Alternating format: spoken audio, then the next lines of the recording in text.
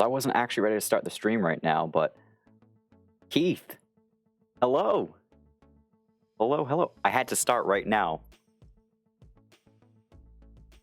I'm so happy to see you in chat, my friend. All right, I'm gonna warn everybody, and I feel like every stream starts with like the warning. Usually, it's like, "Hey, this is not advice. This is for entertainment purposes only." My warnings, historically and kind of consistently, continue to be: this stream can crash at any moment. My laptop and pretty much everything right now is held together by duct tape and just a little bit of power of will. I'm excited. I've got a brand new desktop, super duper awesome desktop coming in the middle of this coming week, right before Christmas. So next weekend we should be in good shape. But right now, Stream Deck does not work. Laptop sounds like a jet engine. I have not been able to keep my laptop running for more than about an hour and 15 minutes consecutively without it just randomly crashing and restarting. So if I suddenly disappear and the stream goes dead, you'll know why. So Keith is here, and I'm thrilled because Keith has probably been, from the very beginning, the unsung hero of Twitter, and all things social and amplification. And I am so thrilled that you're here in chat. Thank you, man. Thank you for everything you've done for the community over the last couple of years, everything you continue to do. Super excited. Pulse and engineering, we say that if duct tape does not solve the issue, you have not used enough. Yeah, that's fair. That's fair. Zero, we're gonna replace everything. No, so this actually, so I'm running a Dell, and not a Dell rolling in the deep, like a Dell laptop, and I'm gonna tell you what, I love this thing, and a month after the warranty expired, coincidentally, everything started breaking, and there is this thing online where the issue I'm having is the issue that a whole bunch of people are having, where essentially it stops recognizing the charger, and you can't charge. And when you plug any kind of device into any one of the ports, it immediately crashes. So you have to, in order to fix this situation, you have to unplug everything, let the battery drain down to 0, and then go through about 7 or 8 reboot cycles, and then gradually start plugging everything back in once it's stable. And then you just pray that it's going to work. But yeah, so I think we're gonna need more than just a hard drive. It sounds like a short in the motherboard or something like that. That's what the smart people say. 200 intelligence? Yeah. I have a so I get distracted, Vitaly, because when I look at what it does on camera, you start seeing like reflections of everything else, and it's driving me nuts. If I was watching this from a device, it'd be driving me nuts too. So we're gonna forego the glasses for now. Change the thermal paste on the CPU. Okay, I don't know what thermal paste is, but I'm gonna look that up. Change the thermal paste on the CPU. All right. Power management. So, Pulsar, what you're saying is I should probably have just been asking you this whole time. Power management, I see. Yeah, I heard, like, it seems like sometimes the fix is replace the motherboard and the power adapter. But I don't know. I'm not gonna wait 3 weeks for them to take my laptop and tell me there's nothing wrong with it. So we're just gonna jump and get a desktop. Kevin K. Hello. Hey, so it's December 18th. The year kind of flew by. And we are a week away from Christmas for anybody who celebrates it. Early Merry Christmas for anybody who doesn't celebrate it. Happy holidays. I don't know what the other politically correct things to say here are, but just have a wonderful last couple of weeks of the year. All right, today this is pretty exciting. I don't think we've done one of these yet. I forget if we've had a district opening yet. No, right? Because 255 we did, but 255 was a recap after the district opened. So today we get to talk about District 238 in the Tron City, owned by Dr. Yakub, Doc Yak. And we're going to jump through the map and just kind of walk around, or actually fly around. We're not going to go into Mega World for this one. We're going to fly around. We're just going to check out lay of land, get a feel for what the potential zoning could or should be. And then we'll spend some time just pointing out some areas of interest. So anybody who's here or anybody who's watching this afterwards, between now and tomorrow, or even after the district opening, has some context on some ways that they can leverage this district to their advantage.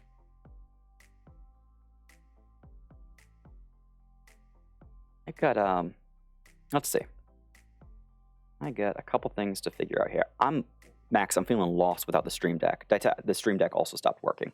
And I know that I have to do a software update on the Stream Deck. But if I do a software update on the Stream Deck, it's going to require me to restart my computer, which inevitably creates a 4.5-hour cycle of me getting frustrated, screaming, and restarting my computer.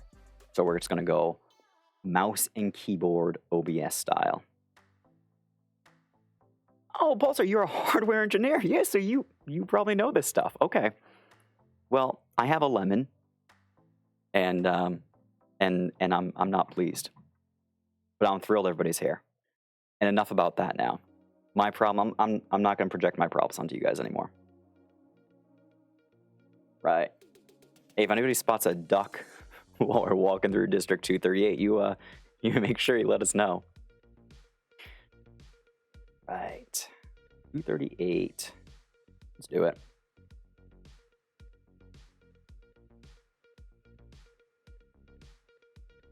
So 238 is opening, and the one thing I'm not sure about is the actual timing of the opening. Duck Pinecone. Yeah. What's the latest development out of Supernova Studios? Well, we planted a duck. Oh gosh. When I sent them a DM and said, guys, like, we really need an update. We're several weeks overdue. I should have been a lot more specific that our update was not to include a duck. What a quack. Good one, Kevin. Oh, Kevin with some dad jokes. All right, let's check this out. I want to double check on what the time of the district opening is. Because I am set to stream tomorrow, provided that my computer does not die on me today. If my computer dies on me today, I'm not going to stream tomorrow. Let's see. News districts. 24 hours, and they posted it at 9, so I'm assuming it's the normal 1 p.m. UTC. Assuming, but we'll find out. Okay, so presumably district is opening tomorrow at I believe it's 9 a.m. Eastern, 1 p.m. UTC. Somebody has a different set of facts there. Drop them in chat. Oh, Lenny has ideas. I gotta pause here.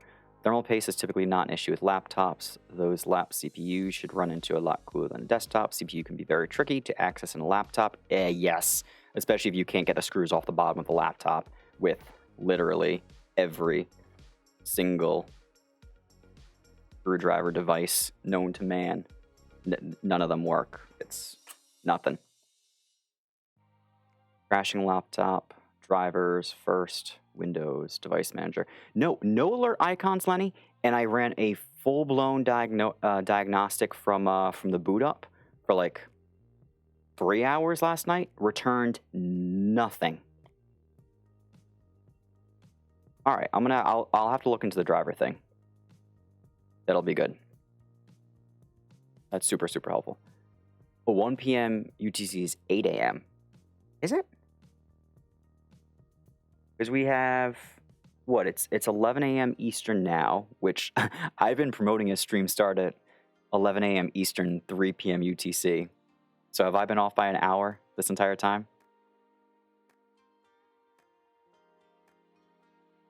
Pulse, do you mind if I DM you about this afterwards? It's 4 p.m. UTC, Druid? Is this one of those, hold on a second, is this one of those daylight savings time things? I have half of you saying that it's correct, half saying it's not. My scientific method here tells me that it is daylight savings.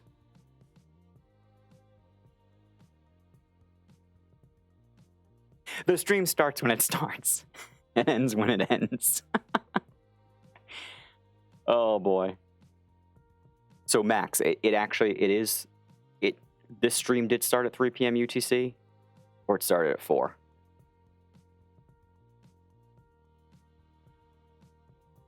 Oh crap, it started at 4? Oh. I can't keep up with this. I can't keep up. I think everything now is just going to be in Eastern Standard Time, and then everybody can translate. Oh, that's why, Druid. Okay, all right. All right, so I'm not losing my mind. We didn't just like start a brand new cycle. We did start a new cycle, but per usual, Europe and the United States can't seem to get together on stuff. Okay. Oh, man. This is like when I drive over the border into Canada, and immediately all of the highway signs change from 65 miles an hour to 125 kilometers per hour, and I got no clue whether I'm speeding or not. Oh, fellas, ladies, and gents. It's not easy. It's not easy. All right, so 238.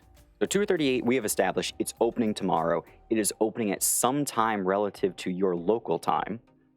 Refer to the MegaCryptoPolis Discord, or potentially the UI. Well, would the UI tell us? And would the UI tell us the right answer? Oh, okay. Here we go. I should have just checked here. December 19th, 1 p.m. UTC.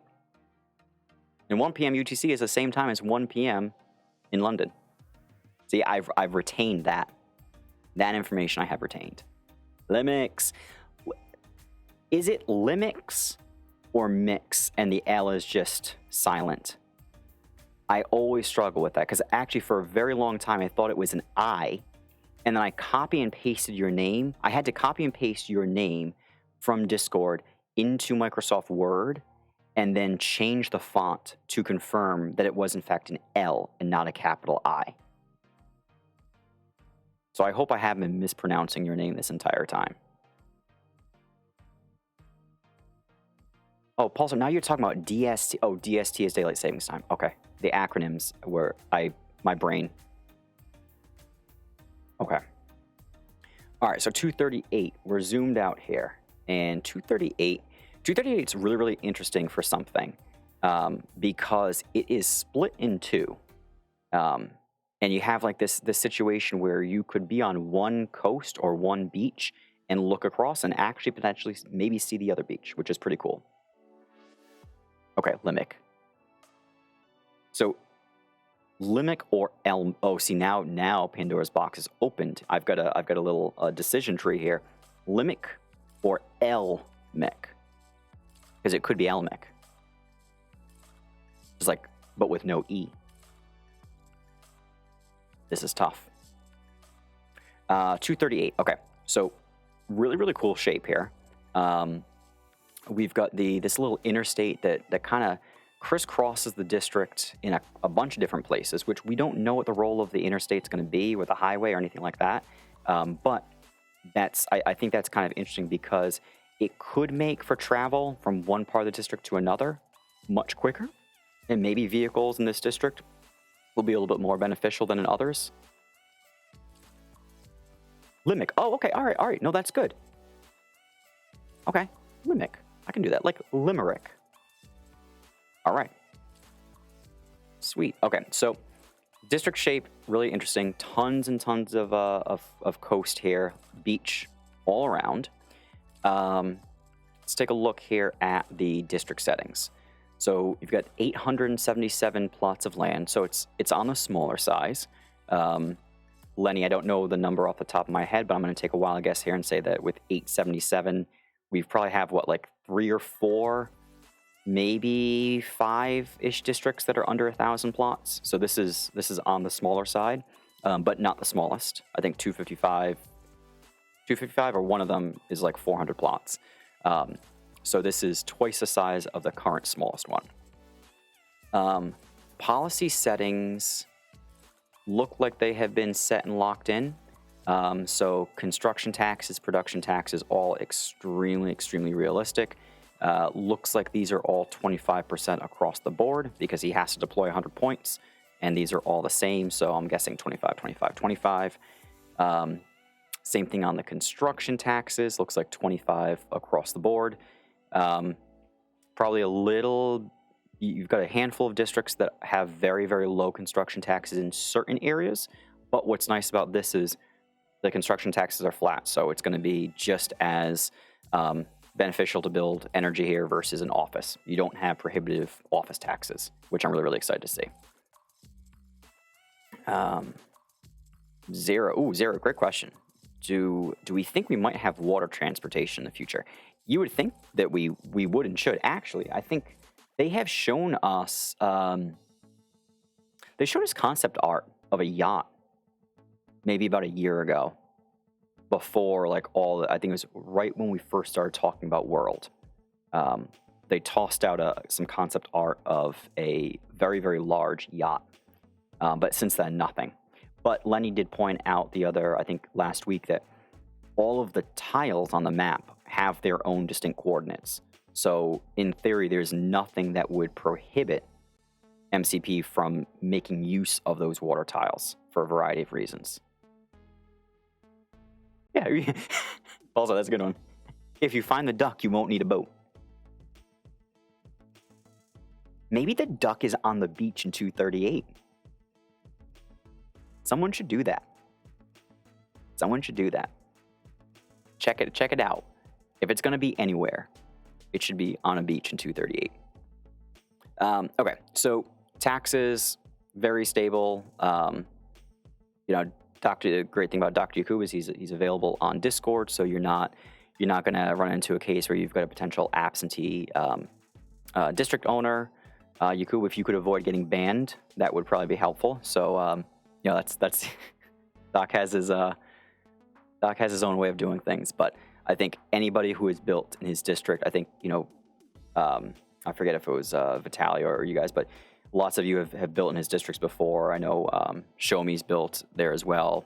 Lots of folks have benefited from some of his policies. He's deployed perks, so this is by no means a crapshoot district. Tried and true, you know exactly what you're going to get with Dr. Yaku, which stability is key here. The one thing here that I would have as a call out for everybody is the initial land prices.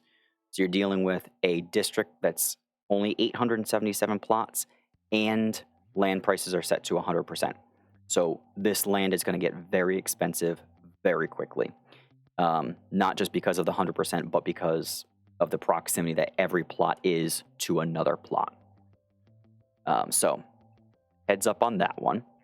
So the biggest thing I would take away from that 100% is where that's going to manifest itself in a potentially challenging way for you is when you go to buy a plot of land that's unsold in the opening and it says 1200 Tron. While your transaction is trying to go through, if somebody else is buying land nearby, your 1200 Tron plot could jump up to 2000 without you knowing and without you having a chance to reject the transaction. So be exceptionally mindful of the jumps in prices. However, flip side to this is with the land prices being higher, your purchase price for most of your land is probably going to be a little bit higher than in some districts past. But the good news with that is you're getting 12.5% back of every plot of land of your plot for every plot of land that's purchased within 3 plots of yours. So your entry price will be a little bit higher, but your refunds should also be proportionally higher as well. All right. I have to pause here for 1 second. Vitaly, I every single week, you and your wife outdo yourselves, and I have to know, like, I've never been a jealous type. I've always looked at everything I have and say I'm thrilled with what I have. I love my home. I love my family. I love my yard. All that stuff.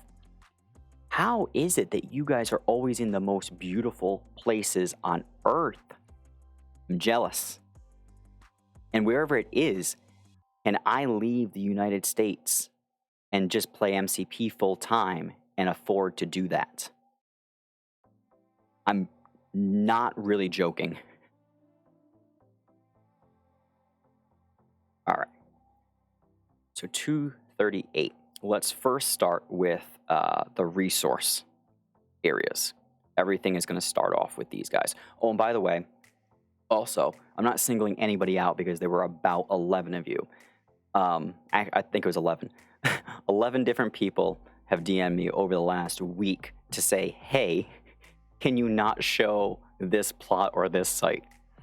I'm not going to skip over any opportunities, but I'm not going to focus on any one thing. I'm just going to go over the entire district and let everybody take away what they can from it. All right, so let's check this out. So resource clusters.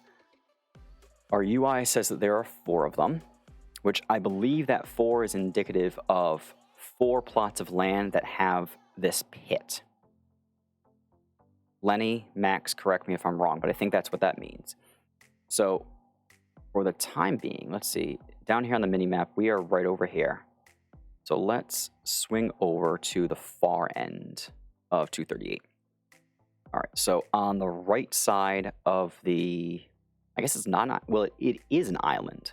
On the far right side, we have a resource cluster over here. So you've got room for 1 mega and 1 huge over here. With the placement of these, 5 plots in all directions are going to be impacted by positive IP from energy. So 1, 2, 3, 4, 5. That brings us out here to this single plot. And then going up, 1, 2, 3, 4, 5. Okay. So everything in this area should ultimately end up being industrial because of the proximity to resource plots and the likelihood that somebody will build an energy building on those resource plots. We come down here, 1, 2, 3, 4, 5. Everything from the coast over to here should also probably fill in as industrial. What is pretty damn cool about this area, though, for industrial specifically, is if you can drop, if you wanted to drop an industrial POI, a landmark, right over here, you're going to be looking at, well, 1, 2, 3, 4, 5 different 2x2 sites that are in range of energy to help with industrial IP and are also in range of that landmark. And the landmark would cover these 2x2s as well. But you do have a ton of 1x2s over here that you're kind of wasting land on with a POI. That means that if industrial is going to get built, probably around over here, there is the risk that industrial continues to bleed up here. But what I'm hoping people will see with this district is this is not a district where I think we should go into rush and buy single plots for industrial. Your price point, the land is going to get expensive rather quickly. But this is set up, everything about this geographically is set up perfectly for custom buildings and Mega World.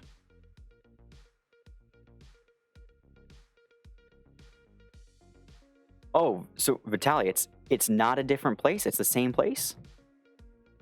If it's the same place, then I'm genuine. I know you've said that that your wife is a photography whiz, but I'm genuinely impressed because I've looked at them like, oh, yep, there's somewhere else now. Oh, look at that. Different place, different resort. Yes, Zero, there is a bridge. There's actually, I think there's a couple. There's a bridge to the mainland, and there's also a bridge from one part of the district to the other. And yeah, Kevin, you got some large chunks of land here for some very, very large custom buildings. So if we assume, I mean, this area could be used for a couple things. So you could use this northern tip over here as an opportunity to build and protect residentials. That's certainly possible. My gut tells me that because the land prices are set to 100%, it's going to be very, very expensive to purchase a lot of this land to actually protect and boost those residentials. And you also have, with this being right over here, you got another one of those cases where it's super close to another district. So I would have to imagine that if you're buying land over here, you're probably buying it for custom buildings. It feels like a waste to drop a residential or something else there. And you do have, if you wanted to go residential, I mean, you could always come over here and you could try to utilize some of this space. My biggest concern, though, is just the proximity to those resource clusters. People are going to build industrial around over here. And if they build industrial over here, then people over here are going to say, well, I can get a positive boost from other industrials. Why not build one of my own? So I feel like this area, you probably just want to avoid buying anything if you're planning on doing anything residential. There'll be other spots of the map that'll be better for residential.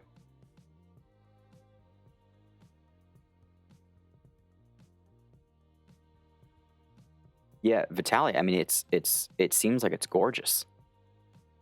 I immediately, when I looked at it, the architecture and stuff really reminds me, like, I haven't actually been there, but like Greece and like the whole Mediterranean vibe, which I love. I wish we had that here.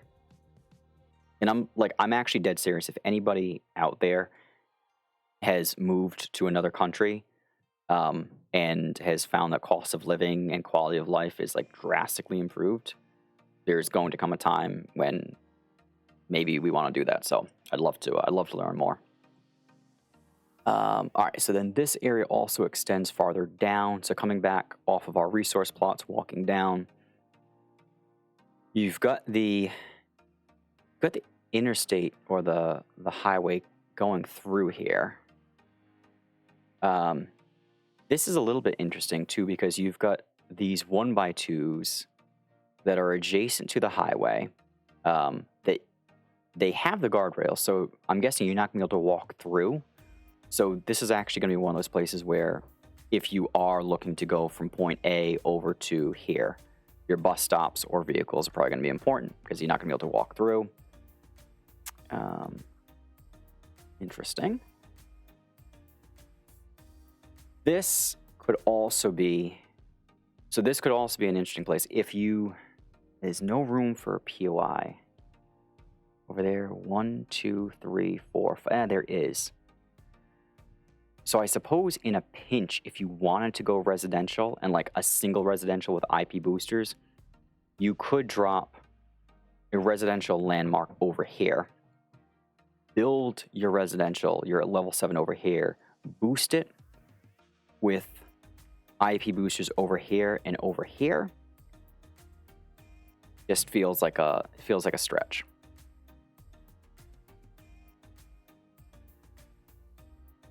Is that, Kevin, is that what they call people who leave the US, expatriates?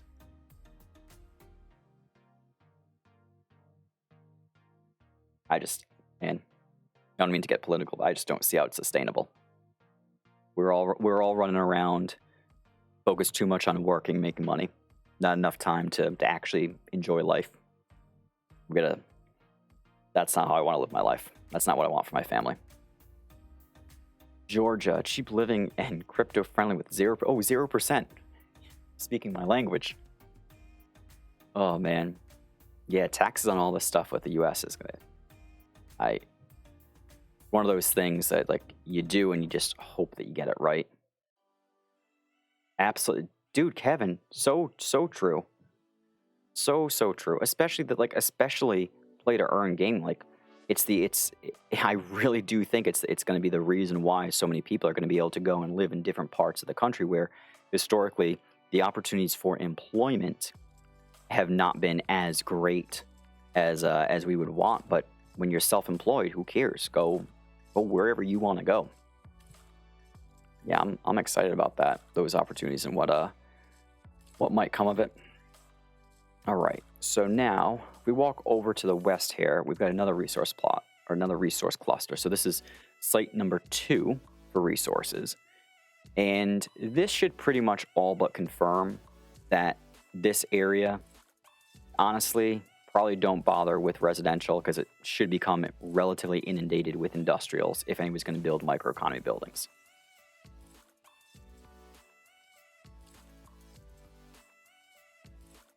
Kevin, that's a great point. The metaverse can drastically level the playing field. Yep. Yeah, because I mean, even in the U.S., man, like we've started talking about, like, I work remote now, but they're gonna call us back into the office at some point. It's not gonna be pretty. Like there are even parts of the U.S. now that are opening up that people are able to go and move to. They couldn't before because they're working remote. I think that the remote work opportunity is a game changer for so many of us. And then when you layer play to earn on top of that and our ability to play these games and potentially make a living off of them, then it's not just the U.S. Like if you're in the U.S., it's not just you looking at another state or another part of your state, but it's looking globally.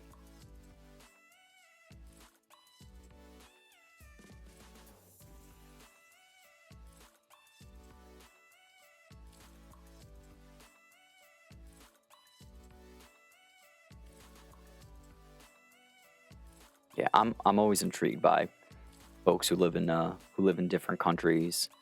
I mean, lots of this stuff is all relative, right? So what's a comfortable lifestyle here and somewhere else will be different, but it's the same to each of us. All right, so this site's tricky because there's no room for a mega, right? So you do have a bunch of resource plots. This area, if we walk 5 down and across, you're gonna have 1, 2, 3, 4, 5. So everything right here should all get developed industrial, even though it's on the coast. See, and this is where it's gonna get interesting because anybody who's buying this land to build industrial, who doesn't ultimately end up building a mega or a huge, I have to question whether when world rolls around, if they don't demolish their buildings in favor of something custom. So you're gonna have this entire area will go industrial. 1, 2, 3, 4, 5. This area will all be industrial as well. So you really only have like this little strip of land right here that's not getting touched by either one of those resource clusters. So just assume that everything in here goes industrial, production, and then energy anchoring as bookends. And then over here, this has got to be the Mona Lisa of this district, which is this massive 7x4 site. Can you imagine what could potentially be constructed here as a custom building? 1, 2, 3, 4, 5, 6, 7. It's a 7x4 site. Yakub, if you're watching this, I'm going to be so disappointed in you specifically if you don't buy every single plot of land in here and do something extraordinary. Like just over the top opulent. I want to walk in here 6 months from now and be able to walk into a building that literally goes through the atmosphere, and I want to sip champagne, fake champagne, and eat ridiculously stupid expensive stuff at the top of the world. Can you make that happen, please? And then I'm gonna leave the metaverse, go upstairs, and eat a candy bar and drink coffee. Bring me right back down to earth. All right, so you've got so this area could develop industrial, but I don't think I've seen another site on the map on either the Ethereum or the Tron map that is this large. Lenny could probably confirm for us whether or not this exists anywhere else, but this is a 7x4 unbroken by literally anything. No road, no footpath, no trees, nothing at all. I really hope somebody does something cool with this. And even around here too. So you've got a 2x3, you've got a 3x3. Like this whole area is just screaming opportunity for custom buildings. And while it is bordering and you have natural protection, because of the proximity to these resource plots, people will inevitably build level 1 industrials over here. So if you're thinking about this for residential, I would think again, because there will be industrials that pop up over here.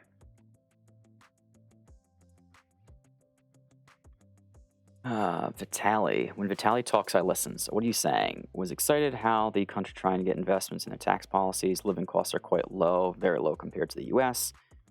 And you can buy real estate using crypto. Georgia, you say? So I just have to think about making sure that every single thing that I earn on in the US is paid for, and I've paid my taxes, because we have learned that if you leave the US and go somewhere else, your tax liability for the stuff that you earned while you were a resident of the US, you are still responsible for. So that's the first thing. But could move to Georgia and purchase real estate using crypto. Damn. Very decent living on $1,000 a month. If you retreat to a smaller city, you can get even cheaper. Cheapest internet in the world. Okay, so what I'm hearing is when it comes time for us to start making money using MCP, we can all buy land in Georgia and build a nice, definitely not cult compound, independent living, but we can all buy land in Georgia. And cheap internet. I'm not joking about it. I know I'm smiling and smirking, but I'm dead serious about this.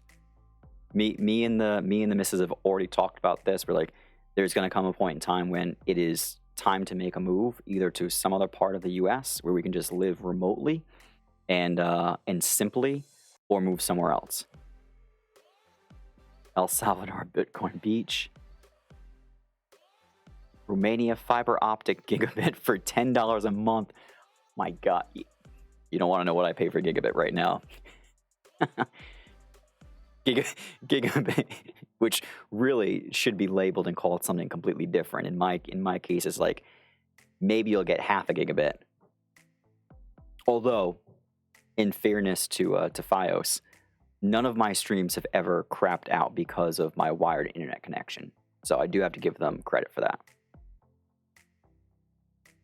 1K a month for a family of 2 to live in a city with a sea view.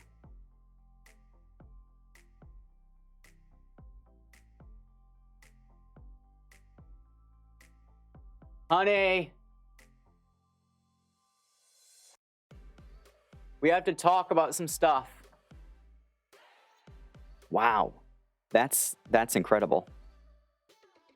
That is, well, see, I learn more. I learn way more on these streams than I think I contribute back. But damn, this is interesting. Okay. All right, back to 238. While I sit here and ponder my future. So we talked about this area up top. You can find a way to build residential. Probably not ideal. Same thing over here. This area is just all set up so perfectly for custom buildings. So you've got, that's the right hand side, or I guess like the eastern island or peninsula on the larger island. And then if we come through here, so you've got the highway connecting with the Zero Cool Bridge over here. So this is going to help you get from point A from the, or actually, is it a peninsula? It is technically a peninsula. Yes, look at that. It's going to help you get from the eastern peninsula to the western peninsula here. And let's check out where our resource plots are over here. Nice area up there. One over here. So you got a 1x2. And this is also, okay, so this is your third cluster and fourth cluster, looks like. There we go. Yes, that's what it is. Okay, so clusters 3 and 4. So the nice thing here, while that third or fourth cluster is not really a cluster, I guess do you need to have more than 2 things to be considered a cluster? What's that thing with with accuracy and precision, don't you always need 3? I feel like it's like 3 data points. So can this actually be called a cluster if there's only 2? If it's just 2, wouldn't it be it's a grouping? I don't know. So site 3, site 4 here. All right. So let's concentrate on the big one, right? So site 3, you got room for a huge there. Site 4 though, we have 1, 2. We've got room for 3 energy megas here. You've got room for 3 energy megas. You also have placement here where you could drop a energy landmark over here with still having room to build mega industrials or production. An industrial here, an industrial here, another one over here. One over here would also be in range. You've got this spot right over here. So this area is going to be beautiful for energy, industrial, and production. You're just not losing a lot of land to footpaths or anything. All right, so you've got this area. You do also, again, like when you zoom out on this map, what's cool about this area? Can you guys hear Little Baba rolling what sounds like 1,000 marbles on the floor? It sounds like at least 1,000 marbles. So this area too, you've got 2x4s, you've got a 3x3. It's a perfect area for industrial and production, but again, the opportunity cost of building industrial and production here versus utilizing this large open space for some really, really cool custom buildings, that's a tough one. That's a tough one. All right, so we'll swing here. We have 40 euro for 10 to 12 months in France. 80. Yeah, I think, Lux, that's probably about what I'm at. I think I'm a little bit more than that. I might be around 100. Yeah, Polly, I'm telling you, you and your husband you're simultaneously inspiring while also yet killing me. It's but I think net it's good. It's inspiration to say, look outside of the places you know and I feel comfortable with. So it's going to help us get there. Oh, that's right, Pulse. You've got 3. That's right. How's the newest little Pulse? Hope all's well there. Wheelbarrow. Oh man, when we bought this house, I had no intentions of streaming. Nothing whatsoever, and it's like we planned everything out, what every room was going to be used for, and I had this very large unfinished basement. And I was like, at some point in time, we'll convert that into like another bedroom or a second family room, and I never thought about the fact that we have no drop ceiling. Like legitimately, let me show you what I'm working with here. Here we go. Quick tour. Okay.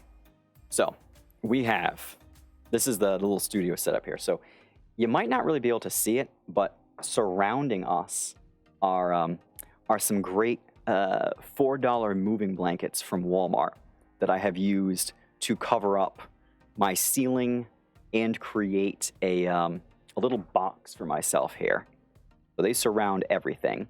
And the little one right now is playing right above us over here. So this is helping to block some of the noise, but clearly not all. And then even over here on the ground, it's just concrete, which people will tell you that concrete and audio, that's not a great mix. So I've got carpet over here to try to absorb some of the sound. And Saki, if you're watching, here are my feet.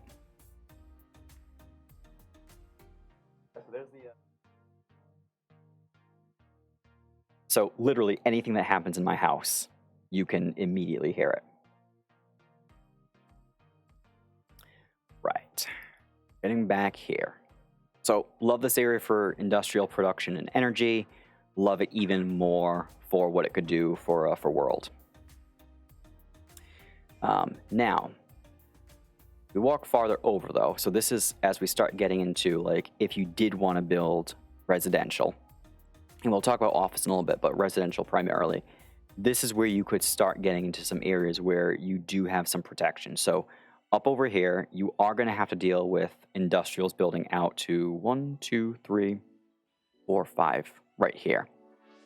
But if you were to position a residential somewhere in here with a landmark, you've got room for an office, you've got room for commercial and municipal boosters, and you could use those commercial and municipal boosters along the outer perimeter. This could be an area that if you've got a decent wallet and you really want to build your own little residential, your breeding compound, this could work out. But again, land prices are going to go up pretty quickly, and you are squandering some really nice 2x4s. 2x4, 2x4, 3x4. It's like when MCP, I feel like when MCP designed this map, they specifically did it to, like, just to push the boundaries on opportunity cost. As small as this, like, there are very few districts that I look at that I say, oh, I wish I owned. This is one of those districts where, while I wouldn't be super excited to own it from the microeconomy perspective, this district just feels like there's so much that Yakub could do, like when World rolls out, because it really is. It's like it's two different districts. It really is. It's crisscrossed by the highway. You've got an entire, like, an east side. You've got an eastern peninsula. You've got a western peninsula. You could do a lot of stuff with this from a branding perspective. So you got this. I mean, another case over here again. So like this area up here, along with this area over here, if you wanted to go residential, you could probably protect it and create something nice. Ooh, Kevin, that's a great question. Where would the subway go? I mean, look, Yakub, if you're watching this, why? Hold on a second. Let me get my bearings. I started that monologue early. Hold up. Don't look. I have to find it again. Where did this damn thing go? Oh, I'm on the wrong peninsula. All right. Yakub, buy all this land. Drop the subway. Right here. Right here. Just imagine. It'll be the best view in the entire map on either the Ethereum or the Tron side. But Kevin, in all seriousness, I honestly don't know, right? Because this is probably one of those districts that is going to have a robust transportation network built. You're going to have bus stations on a bunch of different places, because you do have to deal with the highway. I mean, I'm going to take a wild guess that a pedestrian can't walk across the highway. That feels like a practical limiter and constraint that MCP would put in place. So if that's the case, then anybody who's over here, if you don't have a vehicle, the only way to get from here to here would be from a bus stop. So you're probably going to have to build a handful of bus stops across the district to account for that. The subway is tough, though, because you can't really put it equidistant.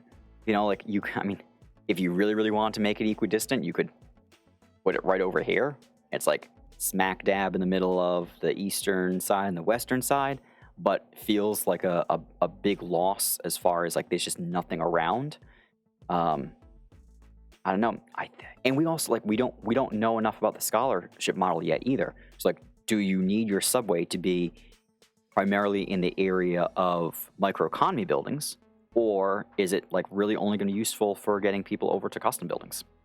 I don't know.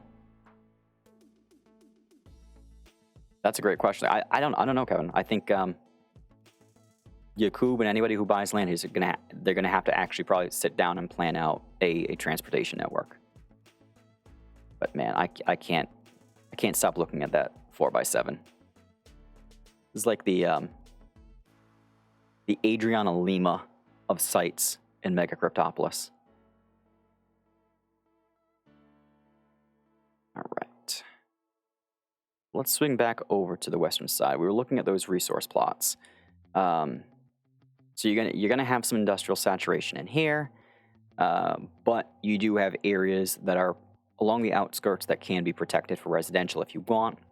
Whole area over here is just beautiful and pristine for custom buildings. And I think our last section of the map that we haven't covered is going to be right over here in this middle area. So all along here, right up rolling through the middle up to the top. So let's start with the top. The top, this is the first place that I would go if I was looking to build one or more highly effective residentials. This screams opportunity to me because there's tons of room around to build other megas. So this could be like just a beautiful site for mega business centers, mega offices, and mega residentials. I think huge missed opportunity if the community doesn't leverage this for that. And the reason why I like this so much for those purposes, you have a ton of 2x2 sites here. You have very few places where you lose valuable land. You know, where you've got your 2x3s, you could always use the extra, 1x2 plot there for boosters. There's really not a lot of drawbacks to this area. So as an example, if you want, you could build a, 1, 2, 3, 4, 5. You build an office landmark over here and incentivize offices to be constructed in this area. Drop mega residentials over here, over here, over here. You could build an office landmark up over in this area, somewhere over here, and drop a mega residential landmark, or not a mega residential, a residential landmark somewhere along here, one of these rows or over here. You just literally, this feels like the most perfect opportunity to create a phenomenal office and residential park. So if you're looking office and residential, this is the zone I would immediately jump to and focus on at the opening.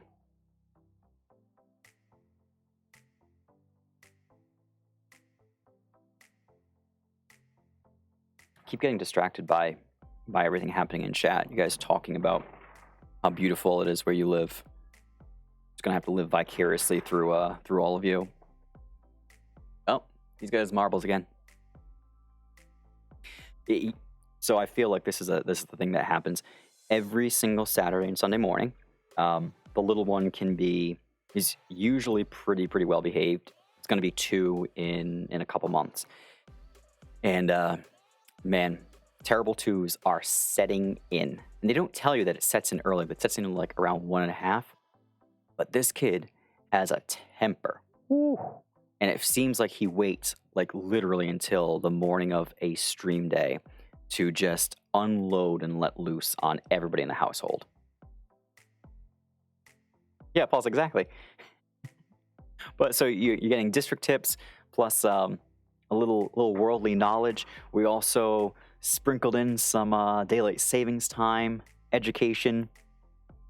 We got it all here. I guess this makes me a variety streamer. I don't know. All right, so please, somebody work with somebody else and make this just an absolute beast of a breeding and office ground. This is perfect. Nobody should be building industrial over here. It makes no sense to build industrial.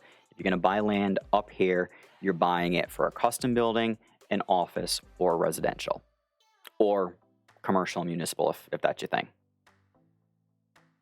Ooh, laptop repair. That's correct, Pulse. Can't forget that. If I remember correctly, you guys told me pour paste into my computer and that will fix it. Any kind of paste will work. Elmer's glue will work. If I don't have paste, I can just use a glue stick. That will also be fine. Maybe drop a couple ice cubes. That will help cool it off, right? Water cooling. We'll give that a try. All right, so let's assume this area becomes focus for residential and office. That's going to leave this area. So you will see 2 energy buildings get built over here. Now, what that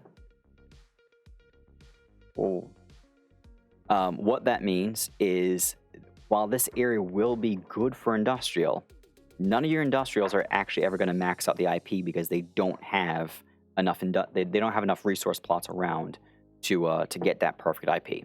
So while people should be building industrial here, I can't really imagine too many people wanting to invest a bunch of money to build a mega industrial over here unless all of this other land is taken.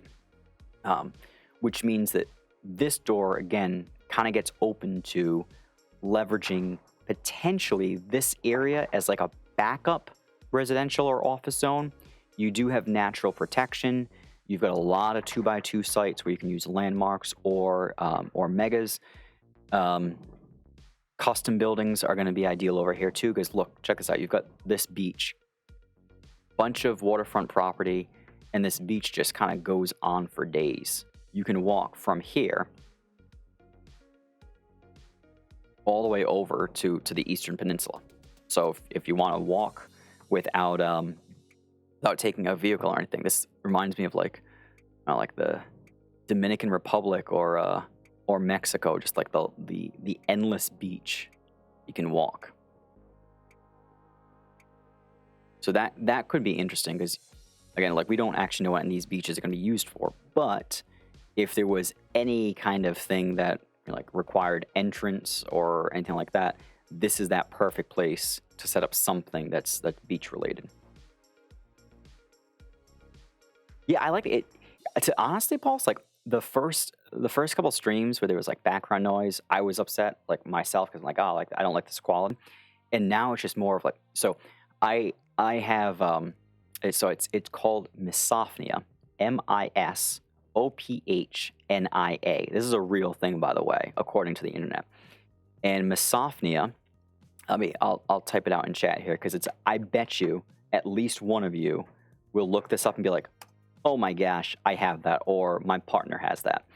And what it is an irrational reaction to abrupt, loud, or repetitive noises. And so like somebody stomping on this, like walking all over the ceiling right now, I guess the floor, since it's repeating and it's over and over, it's driving me, it legitimately makes me want to scream. Somebody sneezes really, really loud. It's Kevin, you too? Okay, yes. Like my dad will sometimes like be sitting down at dinner and he would sneeze and I would immediately like just tense up and like the vein in my forehead starts to pop and I feel like just yelling. But it's because it was a loud, abrupt noise I wasn't ready for.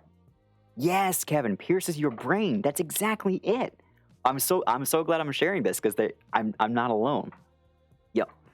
And the missus for the longest time thought I was making this up, and she's like, no, like you just like, dude, like you gotta chill. And no, it's like I'm gonna lose my mind right now. Right now. I don't know what he's doing. It sounds like he has a rolling pin, and Max, not from. It can be from any source. Kevin, try my black hair while I can. No kidding. It's like it can be any source, Max. It can be even music. If it's the same beat, like like I wanna scream.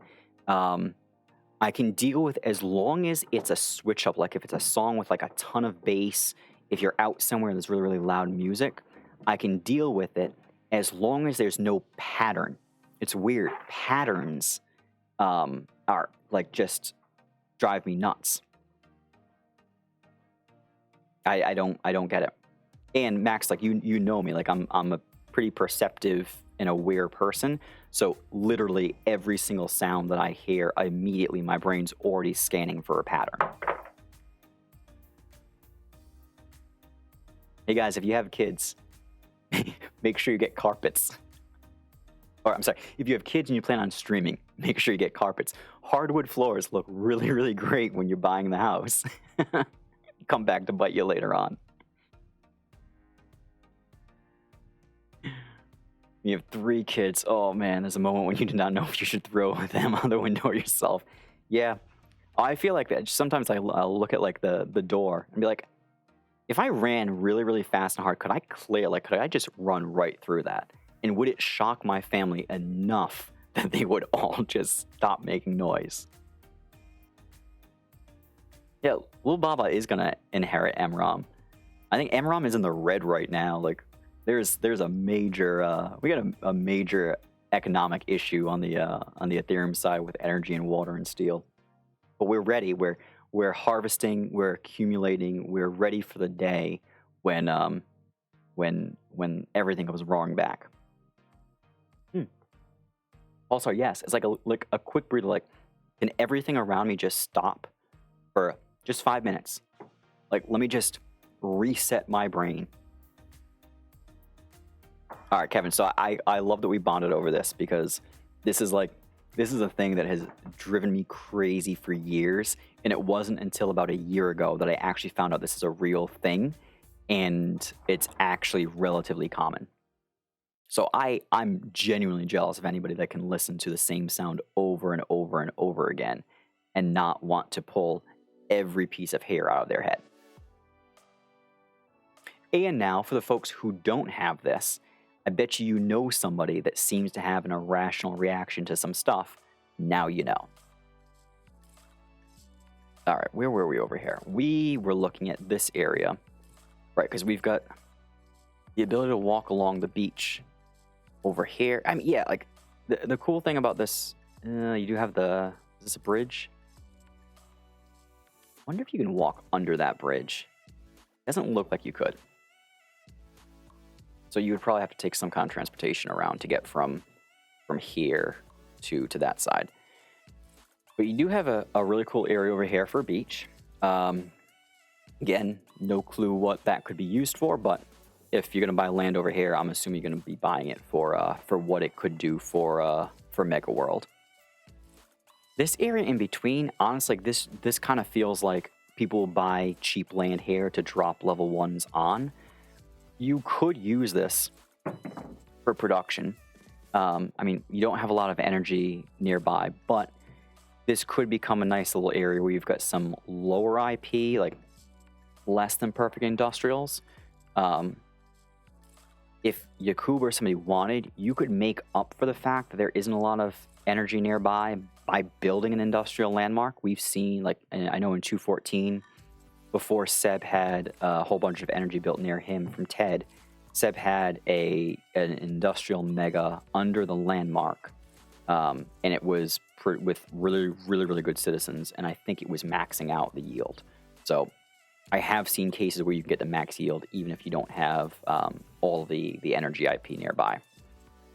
So I think this part of the district will be interesting to see how it evolves, but I would imagine that this kind of just takes on random level 1 industrials.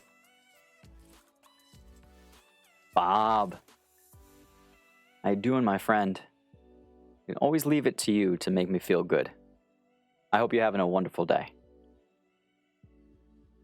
Bob, we were talking about misophonia, and it's a real thing, and it makes you want to scream for what would appear to be, on the outside looking into a rational, normal human being, no apparent reason.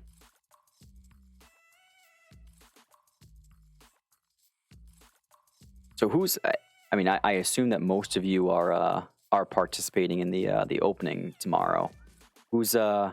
Toss me a 1 in chat if you're going to be participating in the opening in some way, shape, or form.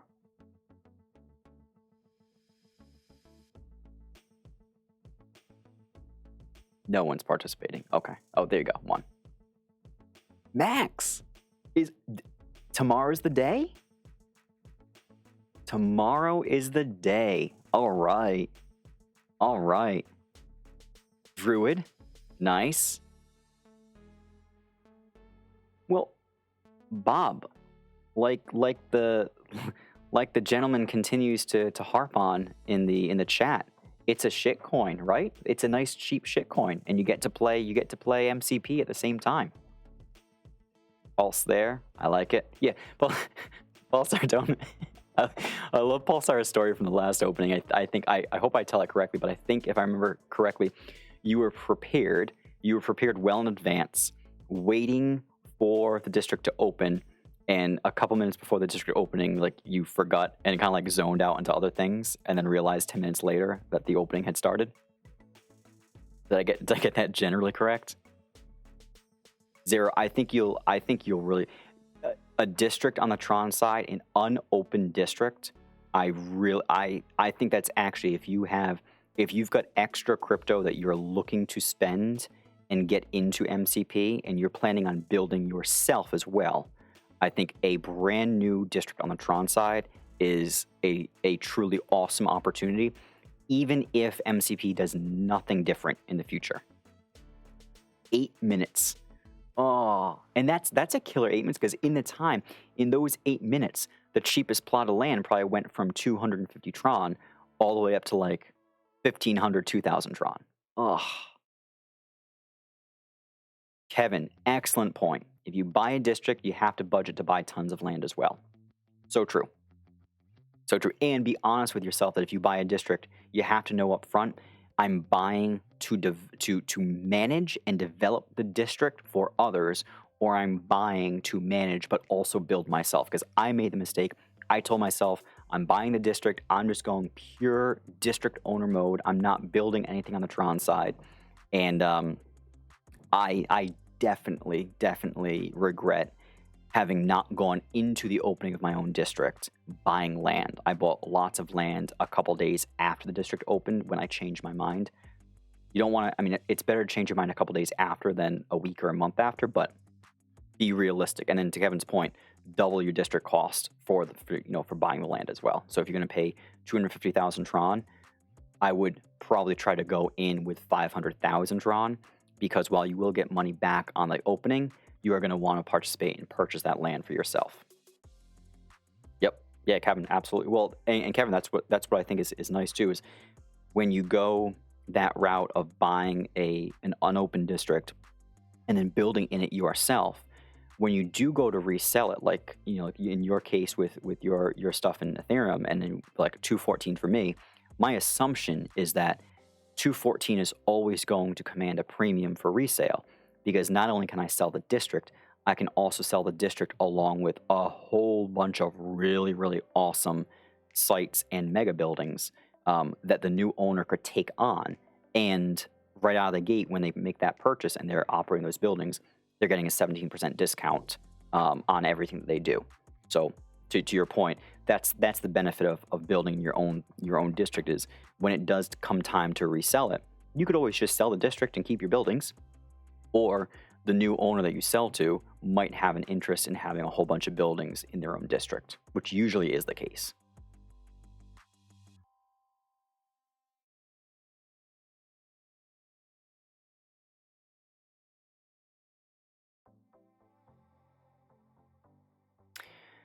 Has Yakub done that? No, I don't think so. No, because Yakub usually, he has sold open districts, because he sold one to Ted.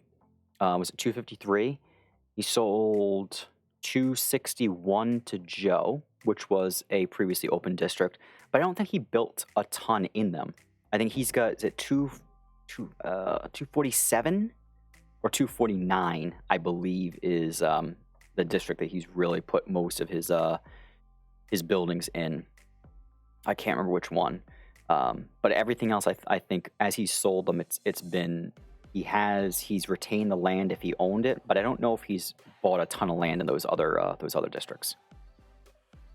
Yes, Danny, that's right, because Danny did that with what, 151?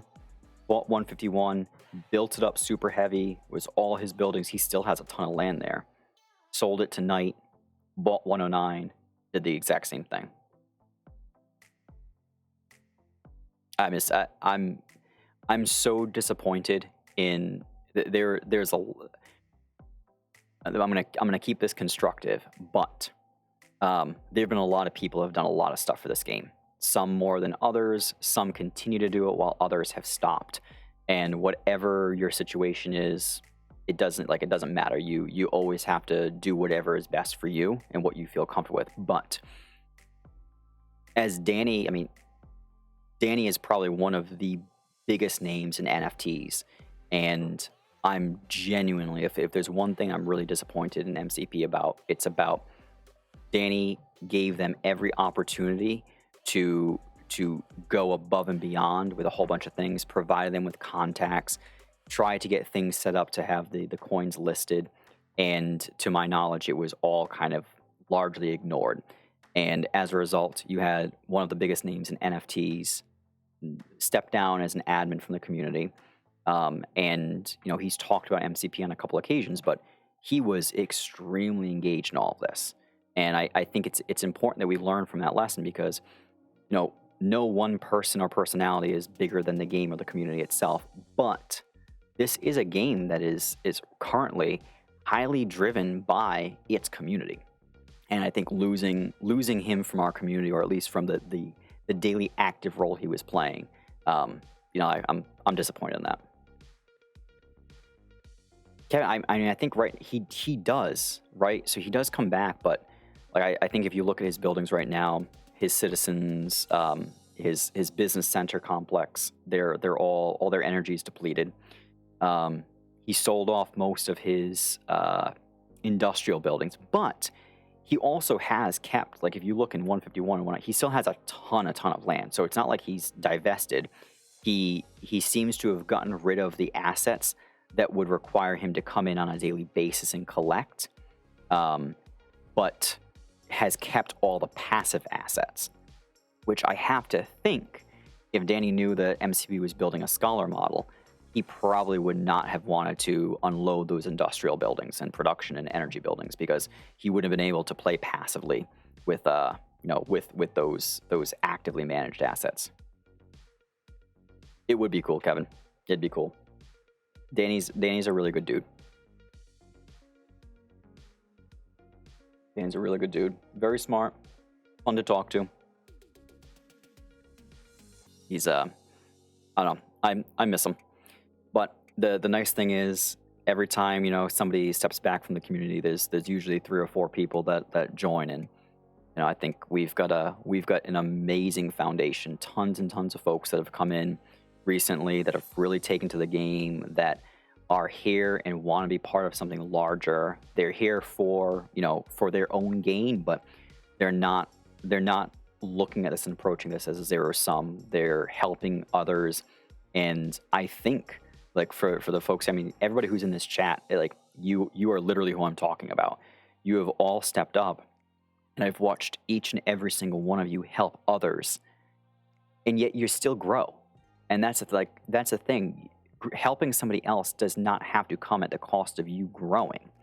Like, there are some times when there's an opportunity cost with everything you do, but like, I've seen Pulsar donate materials that he himself could really use to finish upgrading his industrial buildings, but he says, no, like, I'm willing to take 1 step back so somebody else can take 2 forward. It's amazing. Yeah, and that's the tricky part. Like, that's why I'm so happy that I came over to the Tron side, because the community is just a lot more active. And I don't mean that there's more active players that are playing the game on a daily basis. I mean, from an engagement, from a communication perspective, at any point in time, there are, like, even right now in this chat, there are a ton of folks. And if I stream on a Wednesday night at 9 p.m. Eastern, I'm going to get 6 people that join. If I stream on a Saturday when the entire globe is still awake, we get 20 people. And to me, that speaks volumes. But I think the great thing about the Ethereum side is, when Mega starts moving again and the world comes out, I think that economy and that community is going to come roaring back to life in a way that's going to really blow us away, because there's so much pent up demand and excitement there as well.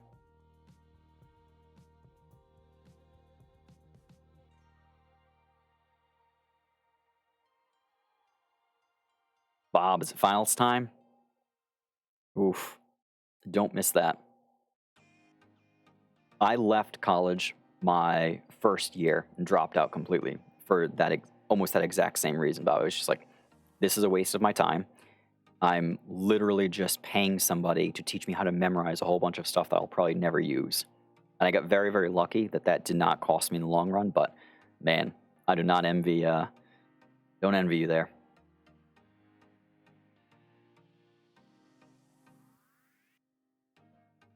Yeah, Zero, the fees are tough, but look at Ethereum, the Ethereum city has grown. I mean, the global fund is in a downtrend. We've seen that before. It actually doesn't take much for it to recover, which is good. But I'm actually genuinely impressed on the Ethereum side because it's been hit so hard with gas fees and just headwind after headwind over the last year and a half. Yet the biggest players keep on building, and I think to me that says a lot about their design, what they see this game becoming in the future. Even though the fees are high, like I don't even want to look at how much I lost in fees during like the big time gas crisis when just to collect required a gas transaction. But there's people keep building despite the headwinds. Same, Kevin. I think you have to, if you believe in the game, you have to in tough times you keep building because you recognize and realize that if you fast forward at some point, you're going to come out of that tough time and you're going to look back and you say, I wish I had used this opportunity to build.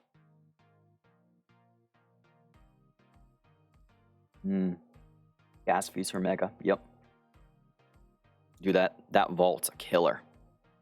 That vault is a killer. But the nice thing, though, is while the vault's a killer and some of the smaller players can't really use it, it does open up that in-game market, which it seems like is providing with people a lot of opportunities to flip materials, which they can then take their profit and use to buy more land, more citizens, and stuff like that. So I guess in the end, it's, when life hands you lemons, use the in-game marketplace.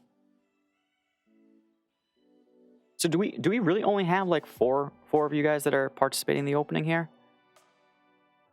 See, I asked that question and I said I learned something, okay?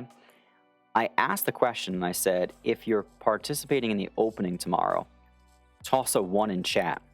Because I did want to see who was participating, but it was a sneaky way of also padding my stats. The number of concurrent people speaking in chat at the same time. But you didn't fall for it. Andy. Hey, buddy. Well, you've missed it all, but you're here. That's awesome. Like, Andy, this is that perfect time, when you think about, especially for bootstrapping, getting cheap land now. Like you never get land as cheap as you do in a district opening. Andy, I think it'll all be there on the replay. We've walked through each part of the district. There's this is just, when all is said and done, it's a really, really interesting district for a lot of reasons, but I think this is the first time I've seen a district come up that's opening where I can honestly make a case where any land that I buy, with the exception of honestly this area up here, and I'll anchor us in a coordinate, so 180 x 182 y 350. With the exception of any land that's built up here, which would be just perfect for residential and offices, the rest of this land could really just be perfect for a district that's pretty much covered in custom buildings.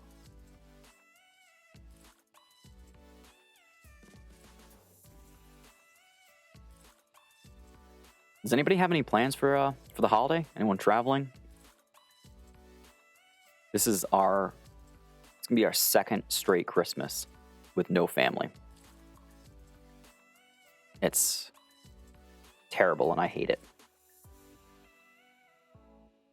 Andy, yeah, so there's 4, let's really call it 3, but there's 4 different resource clusters. 1 over here, 2 over here, and then on the other side of the map, you've got your 3rd and you have your 4th. So you're not dealing with a ton of resource opportunities here, which again lends even more to the reason why if you're buying land here, I think this is a great place to buy and hold land for World. There's just so many unbroken 2x2, 2x3, 2x4, 3x3. We got that beast 4x7 up here on the eastern side. This is like, I'm genuinely looking forward to waking up tomorrow morning to see what happens with this site here. And I know that there will be one person that jumps in here and just buys one random plot and immediately puts it up for sale for 100,000 Tron. Someone's going to be that person. There always is one.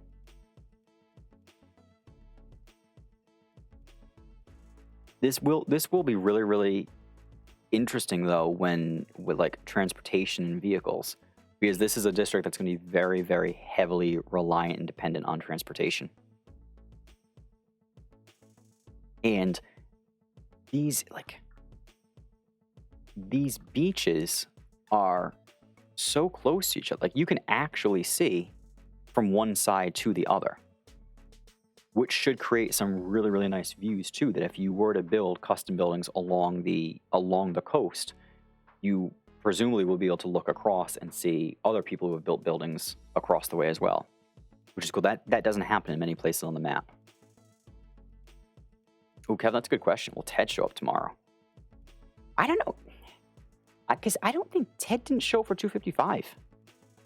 Right? I don't think he bought anything on 255. I mean, I have to think that at this point, Ted has enough land where there's diminishing return on him buying more. Especially when the district is opening up at 100% land prices. Because, like, you buy land at 300 Tron, you're literally always going to be able to flip that at some point down the road for a 3x ROI. But is it what, like, if I'm him, like, I would question, like, is the juice actually worth the squeeze there? He is appreciated in 214 Pulse. This is great. This is the golden age of 214 unveiling. The fact that he's now here communicating and collaborating. It was literally like that was the next piece in order for that district and community to continue growing. And I'm just glad that everybody's finding ways to create win-wins. It's really nice. Everyone's appreciated in 214. We've never had any issues either. That's one of the best parts is I don't think we've ever had an issue with like anybody like scalping or like hurting IP intentionally or trying to flip plots for just ridiculous prices. It's just been great. Oh, for the right for one of the buildings nearby. Pulse, are any of those the 3 business centers that I built, are any of those hitting you? Or are they too far away? Check it out. I don't think I have any other land near you that I can build anything. I have this plot over here, but that's not in range. I have this plot, but I think, Andy, is this the one that you're using? I forget. I forget if I don't remember if this is Andy using this or somebody else, but I could demolish this one. 1, 2, 3, 4, 5. Son of a bitch. It won't hit your smelter, but it will hit your mixers. But Pulse, I'll check it out. This I don't remember who has this one. I think this is one of the ones that I'm renting for like pennies for somebody. But it's not. Is it not staffed? It is.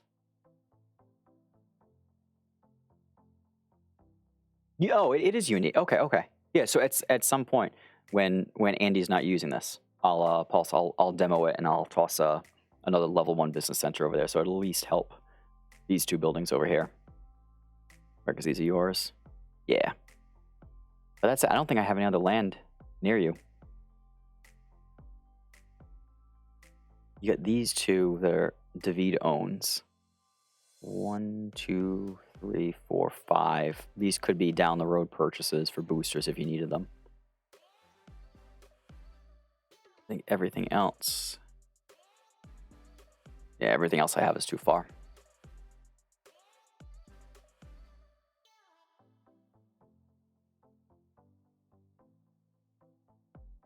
Kevin, that's a great question. Have I ever considered staking Mega to get the POIs +1 perk? I have. So first off, I never plan on staking any Mega at all. Right now, it just doesn't make sense to not stake it because I have it and I'm not using it. But yeah, I mean, you immediately, like, I guess you have to figure out which one, but like, so +1 industrial really wouldn't help anything out over here. It's not going to open up new land for Mega development, so that one doesn't interest me too much. If we look over here, for residential, it's probably residential and office are probably the ones that have that intrigue me the most. So what if we extended a residential, that would add 1 over here. That would open up this site for another Mega residential within range. That would be that would be good. It's going to extend this over the road to here, but these are just level 1s or level 6s that could be built. What about on this side? On this side, it's already reaching this area. Let's check out office. Office 1, 2, 3, 4, 5. It would bring it to the road, but it wouldn't help Hostler out. Wouldn't open up any new 2x2s. Because this is coming down here and coming to the road, not hitting this. But this one is already overlapping that one. It was funny, when I was building them, I was trying to place them so that's like specifically so that they just crossed over a road and I wasn't losing a whole bunch of land. Although this one could be interesting because this would open up this 2x2 and this 2x2 for office with a boost. The residential one would be, let's see, residential one could be interesting as well. It's not going to help anything over here. It would open up Show Me's 2x2 here for a residential. These are already being hit, so this wouldn't really help over here either. And then over here, I think we'd have Chambers bought some stuff over here specifically for the day if that ever came. That would put this over here. So this would open up all of this land. But yeah, I mean, it's like they're already kind of placed up against. Even adding that, they're already kind of placed up against natural boundaries and roads. I don't know. I'd like to say that I planned that out like completely intentionally. I was trying to find like the best placement relative to the cost of land, but no, I think we just kind of lucked out that they're already in pretty ideal spots. But there could be future POIs, Kevin, that might not be placed as optimally, and therefore, yeah, like it would make sense. Like for me, I really wanted to build one over here for myself. 1, 2, 3, 4, 5. Yeah, but like even this one, an extra plot is just going to give me this land, which I don't need anything for it. And this is already covered. I don't know. I guess just got lucky on that one.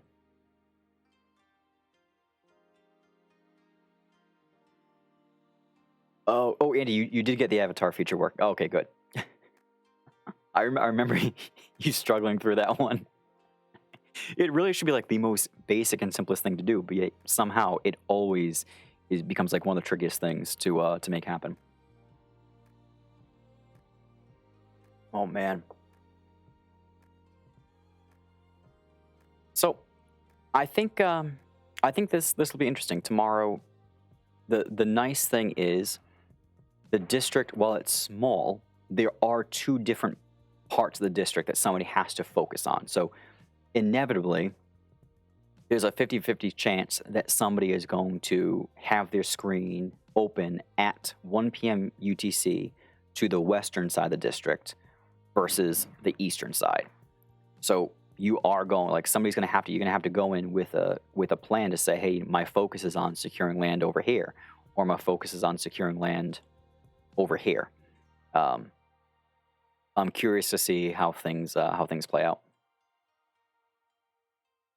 313-203. Was that the plot that we were just talking about that Desiree is in? I don't need it, Andy. It was more of when you were done using it, I would probably deconstruct it and build a level 1 office to help Pulsar's IP over here in this building. So continue. Feel free to keep using it, but when you're done, I'll probably demo it for Pulse.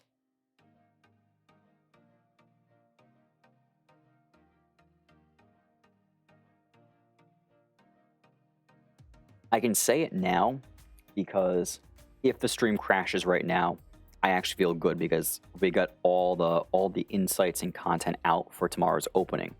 But I am shocked that my computer has held up this long.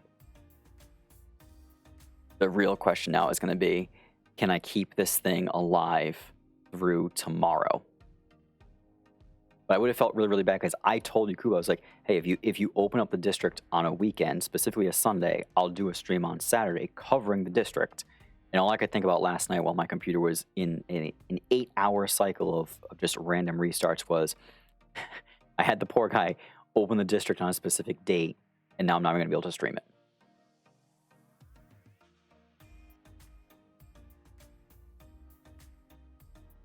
Oh, interesting. Oh, that's a good deal, Pulse. That's a good deal. Pulse, I do the same thing too. I won't staff buildings until they're built to a certain level, because I'm usually in the same boat of not having enough citizens to actually staff those buildings. Oh, Kevin, time for Mac. I've tried Macs. I like Macs, but I've reached that age where learning anything new is just painful. And the UI for a Mac, while it is sleeker and cooler, it's like going to Europe and all of a sudden the steering wheel's on the other side. You can do it, you can figure it out, everything is still largely the same, but now the wheel is on the right side of the car, all the street signs are in kilometers per hour, and you just feel like lost. I forget what I bought. I bought something that's a custom build, and I talked to a buddy of mine, and I told him I want to be able to use a lot of monitors. I need to be able to use it for gaming and for streaming, because I would eventually, and actually sooner rather than later, I'd like to start streaming stuff besides MCP, like just other computer games, or anything really. But I want to make sure that it's the thing that I can use for a while. Yes. Yeah, Kevin, that's right. That's right. What do I play? So I have a handful of... I don't play a lot of games. I'm usually not really in a position where I have a lot of time to do that. But I want to focus my time so that when I do have time to do it, I have the ability to play and share. Most of the games I play are console games. I play Destiny, Overwatch, tried the new Call of Duty, didn't like it. I've played a little bit of the new Battlefield. I did like that, but I can't really capture my attention. I really love GTA. I've been watching a lot of stuff on Twitch about is it the no pixel server for GTA, which is like the role playing stuff. That seems really, really, really cool. I'd love to do that. But no, mostly I played actually the computer game that got me into MCP. One of the reasons why I started playing MCP was a game called Industry Giant 2. And Industry Giant 2 is on Steam. It's super, super cheap. And it's like a supply chain economy management game. And it is just so damn cool. So I'd love to play that a little bit. I would also really love to find a way. Like I've played tons of Civ 3 for many, many years. I'd love to find ways for us as a community to start playing some games together. So like maybe I can be streaming if, you know, me and you and Kevin are playing a multiplayer game of Civilization 3. I can be doing that so it's still relevant for the community. It's still working to build a community, but it's not explicitly MCP content.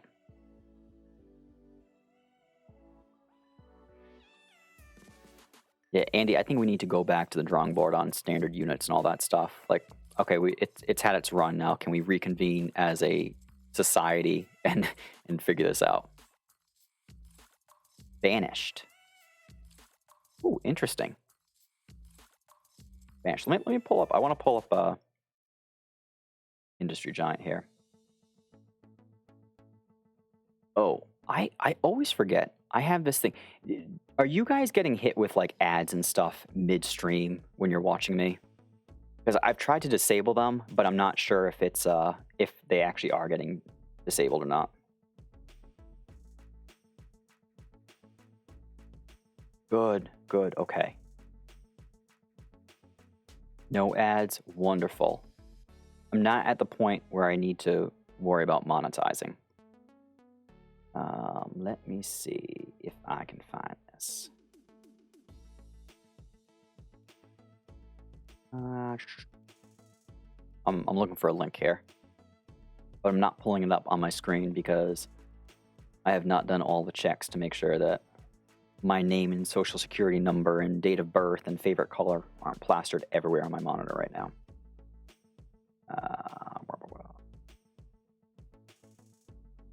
Do this. Oh, this is good. This doesn't have my name on anything. Login information. All right. Here we go. Up here. And all right, so this is Industry Giant 2. This is the game that I played for ages that made me so interested in playing MCP. And it's very, very similar. Like you're building buildings that produce materials. You're then creating a transportation network and supply chain to get them over to a distribution center to then sell in stores in these different cities. It's a pretty cool game. But like these little games, like this is the kind of stuff that I like to play.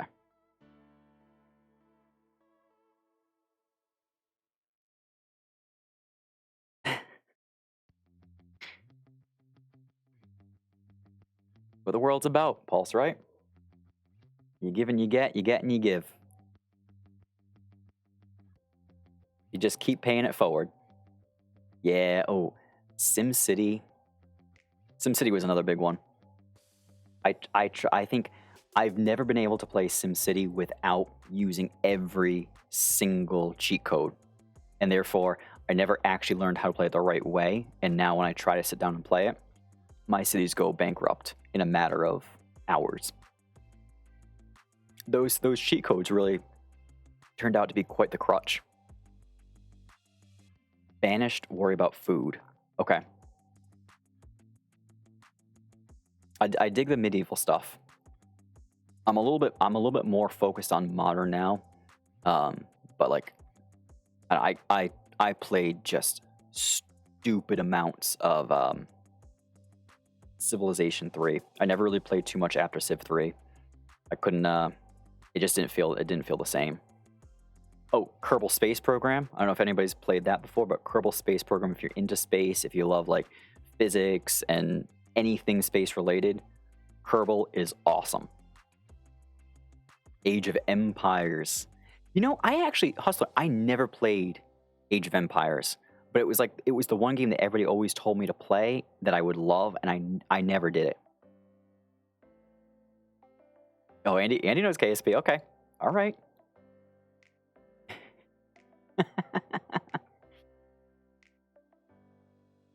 And I can't tell you how long when I first started playing Purple, how long it took me to figure out how to get something into orbit.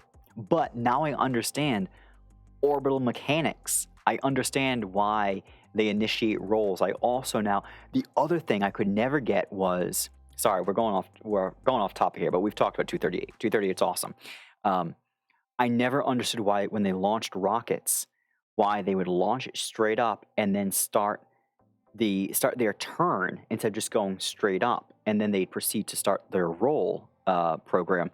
And now I understand, because you're leaning into the direction against the way that the Earth is spinning, and you're not fighting gravity as much.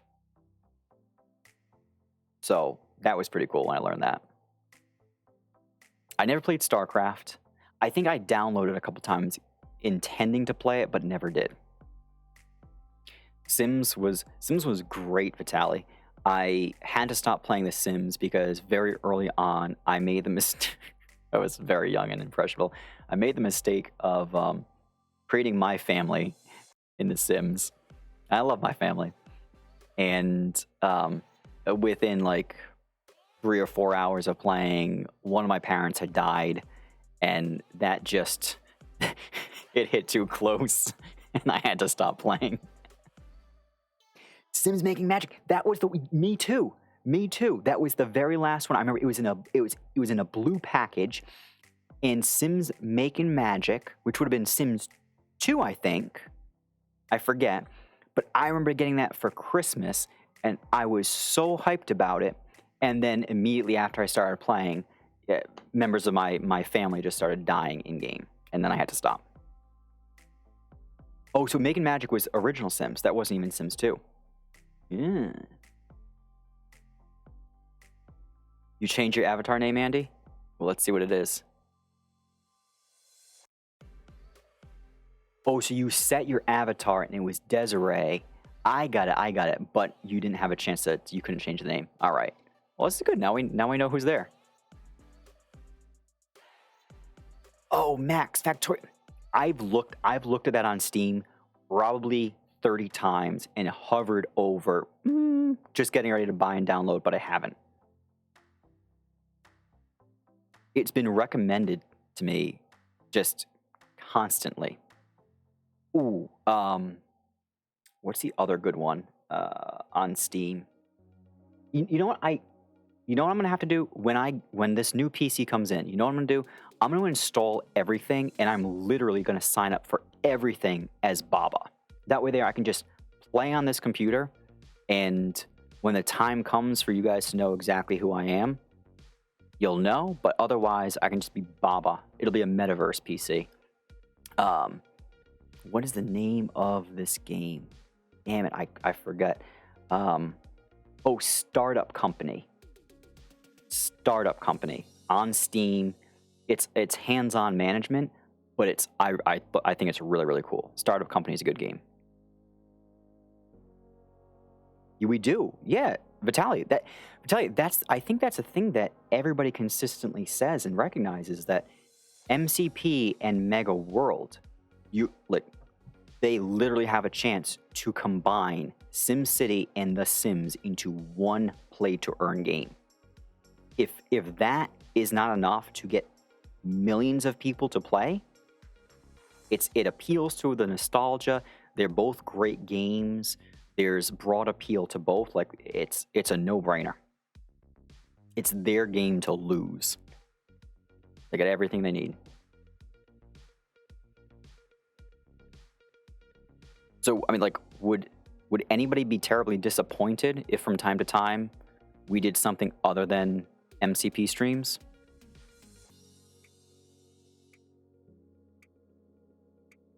A little bit of this, a little bit of that. Maybe some of us can be playing a game together.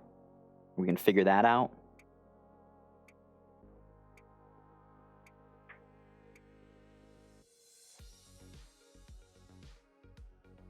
Beer streams? Yeah, yes. Yes, I don't know what the terms and conditions of Twitch are, but yes.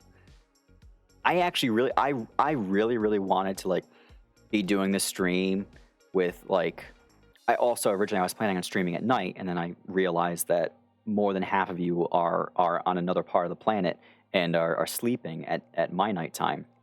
But like I always thought it would be really enjoyable to do like an MCP stream while drinking whiskey and having a cigar, like that kind of vibe. And then I was like, that's pretty pretentious. Like I'm not sure that might not work. But yes, some type of like kind of just like relaxed stream. Civilization would be awesome because we could do that multiplayer, Zero. We could each have our own civilization, and we could be playing on the same map. That could be it. That could be it. Hustler, I'm so torn. For me, I straight up refuse to put a penny into Farsight until MCP delivers on MCP. I feel like it would be like having a girlfriend that is like really beautiful and like genuinely that they're a wonderful person, but they just like they don't really give you the attention that you need and deserve. And they've got a twin sister who for all intent and purposes looks the same and also treats you the same. And you're like, you know what? Now I'm gonna date her now. Like it just feels like you're going out of the frying pan into the fire.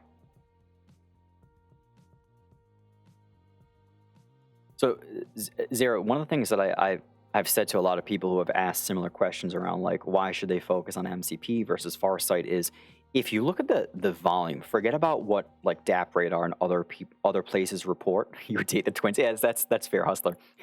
That's fair. That analogy was flawed from the beginning. I couldn't save it. Yeah, you just date both. Okay, that's fair.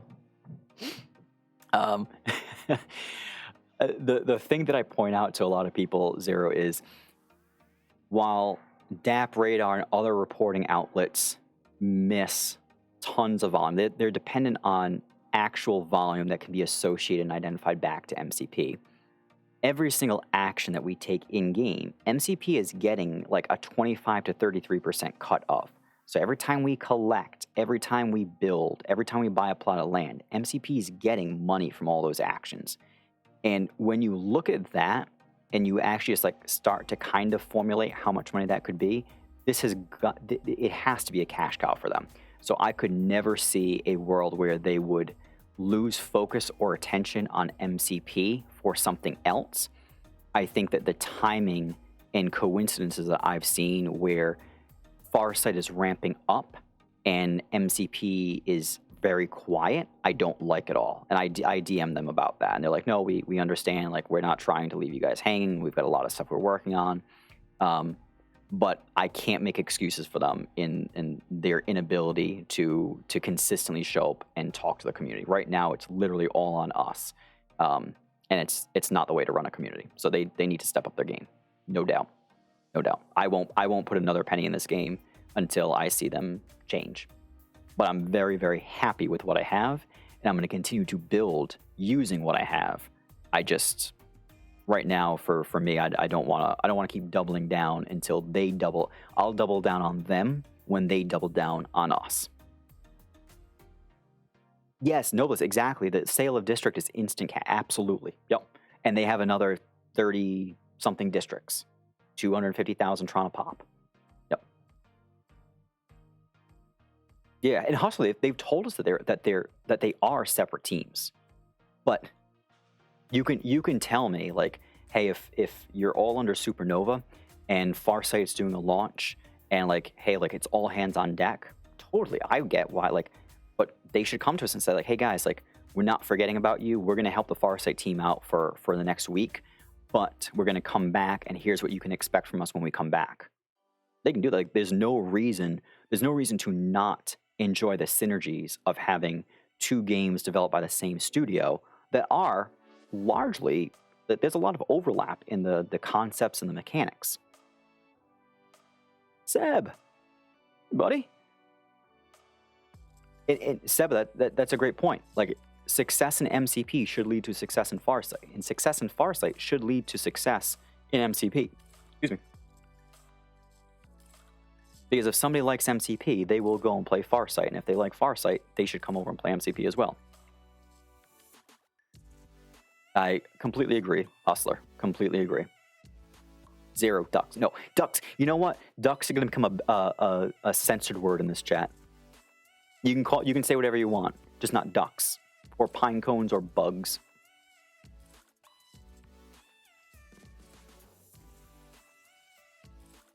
I'm actually Seb. I think Seb and Hustler. I'm not disappointed that MegaCryptoPolis is no longer a thing, because I think that's a slippery slope of having a whole bunch of different maps. I am disappointed because I think that they could have created MegaCryptoPolis where there would be products that would be needed that could only be harvested from the moon and brought back down to MCP and vice versa. I think that they missed an opportunity there. What the pine cone? With the spaces so the sensors don't pick it up. It could, Seb, yeah. I mean, there's still no reason why it couldn't be. Even when you drop into Mega World and you see the map and how Ethereum and Tron are spaced out and there's all this other space. So we know that there should, in theory, down the road, be more cities on different chains. And why not create a connected, how about instead of a connected world, a connected universe? Oh, they had... No, they... Really, Kevin? No, I was around because I wanted to... They were sectors, right? The district version on Moon was called a sector,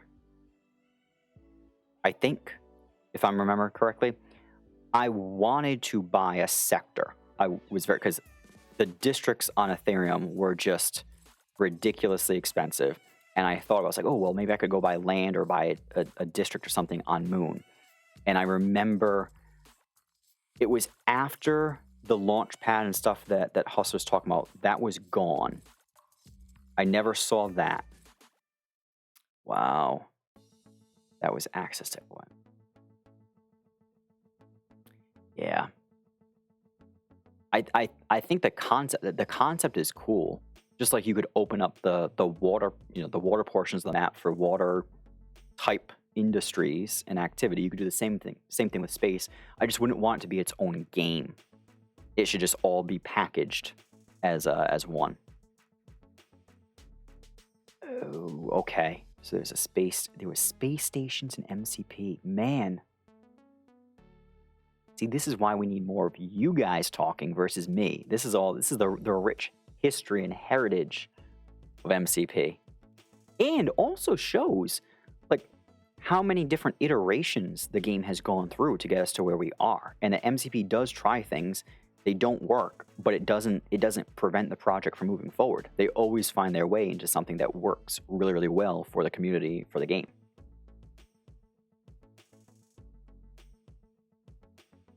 Yeah, apparently I did too, Pulsar. There were space stations, which feels confusing. So I can see why they were eliminated for now. Oh, so Kevin, they were actually on the map, like spaceports or a space station, like hovering in the air. I missed that. That must have been before me. Just the station. No, that was before me. Wow, that's pretty cool. Pulsar Station. Well, it's relevant for both a space station and a bus stop. We do have to. I'm so anxious to learn about what they're going to do with supermarkets versus trade centers. But as soon as we do that, Pulsar, we got to start building these bus stations and naming them. Building was a spaceport. Okay.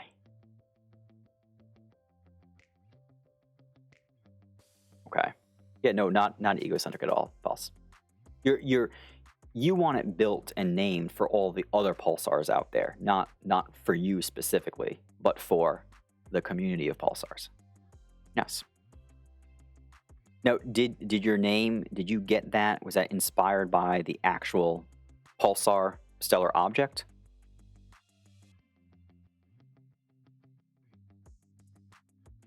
Man, Kevin, I never saw that. Yeah, okay. So that would kind of, yeah. You're a much better person than I, because if I bought land specifically around something that I thought was going to be there forever and it was removed, I would not be very pleased. Pulsars are what? They are stars that emit rapid jets of light. Do I have that correct? Shortcut for future project. Like it. Oh, I gotta check this out.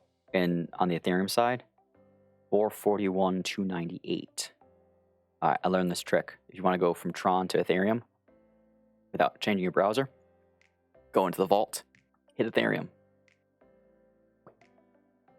Then you type in some stuff here that I don't think you guys can see. And then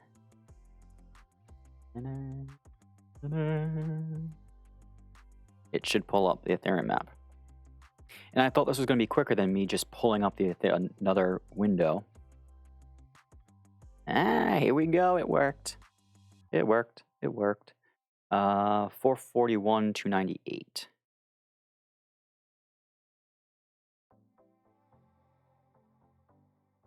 Ooh, in District 105. Okay.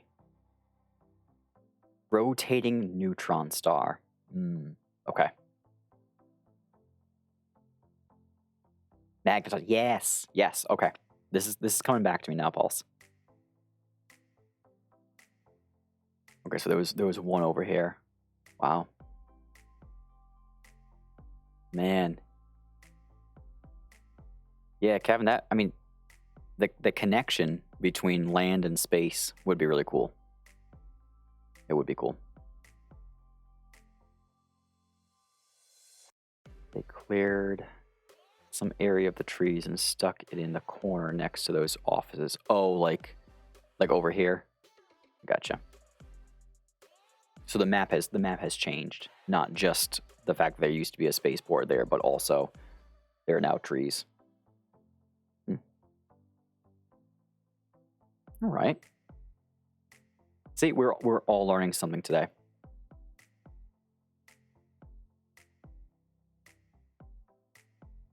Seb, yeah, I was thinking the same thing too. I was trying to when I saw that announcement.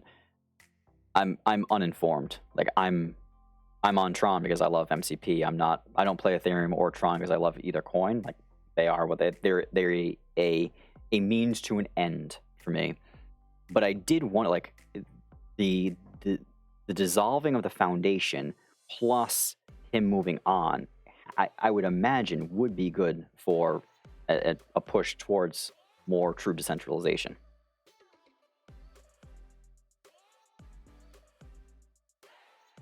Yeah. Man, all right. So more games. So we're cool if not every stream is going to be an MCP stream. I like that. Geneva. Very true. Yeah, I mean, it shouldn't. I can't see a world where it's bad. And he was a very, very polarizing figure. He was the reason why people really like Tron, but he's also the reason why people completely don't trust Tron. I don't think I don't think it's a bad thing. I think it's a good thing. Yep, I think it's a good thing for the broader industry, and it probably helps the project because the people who weren't thrilled with the project, I think were more hesitant about him and his policies and his antics versus anything else, and he's the main driving force behind everything that they do. Rock on. All right, so tomorrow you guys have the district opening, 1 p.m. UTC. You got the district opening. I am planning on streaming tomorrow.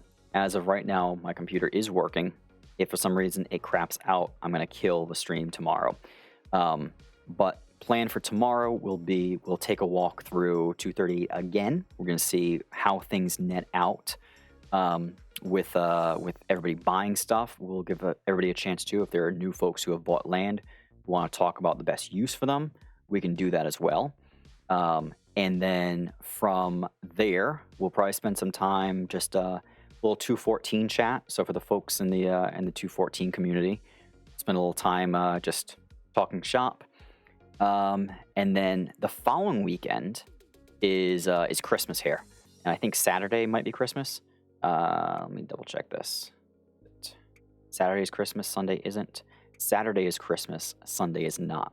So I will most likely not be doing a stream on 12/25, but plan on jumping in again on 12/26.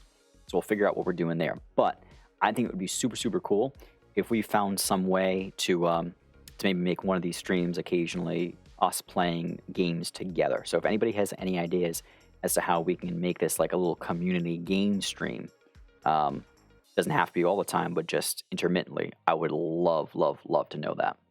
So shoot me a DM about that. If anybody has any questions about the district opening, I'm probably not gonna be in Discord much of today or early tomorrow. So save them, bring them to the stream. If anybody else, if you're in Discord and you see people asking questions specifically about 238 and the land they're buying or anything like that, feel free to point them in the direction of my stream tomorrow. I'll make sure that we prioritize anybody who has bought land in the new district getting a chance to ask questions, and we can walk through and kind of see lay of the land when everything nets out. But it has been a pleasure as always. I hope this was helpful for the folks who are planning on participating in the opening tomorrow. I wish you all the best of luck. Hustler does have a video out on YouTube that shows just how frustrating an opening can be. So what I will leave you with is make sure that your computer is up and running, that you are plugged in and your battery's not going to die.